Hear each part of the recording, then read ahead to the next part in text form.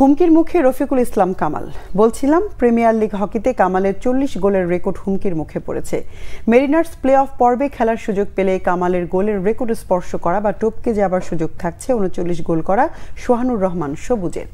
Premier hockey লিগে এক মৌসুমে সর্বোচ্চ 40 গোলের রেকর্ড রফিকুল ইসলাম কামালের। উষা ক্রীড়া চক্রের এই গোল মেশিন 1995 সালে লিগে এই কৃতিত্ব দেখিয়েছিলেন, কিন্তু 29 বছর পর কামালের সেই রেকর্ড ভেঙে যাবার উপক্রম হয়েছে।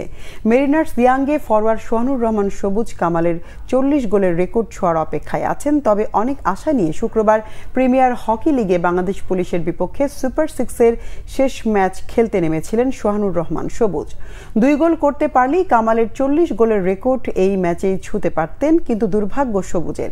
এই ম্যাচে মেরিনার ইয়াংস 4-2 গোলে পুলিশ এসসিকে হারালেও সবুজ 1 গোল করতে পেরেছে। ফলে 39 গোল নিয়ে মৌসুম শেষ করতে হয়েছে সবুজকে।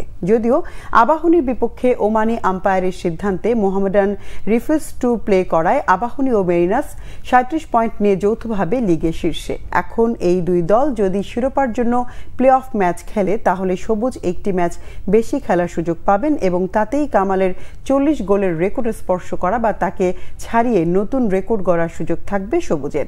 এর আগে 2016 সালে রাসেল মাহমুদ জিমি 37 গোল করেছিলেন লিগে এবং এবার সবুজ করলেন 39 গোল।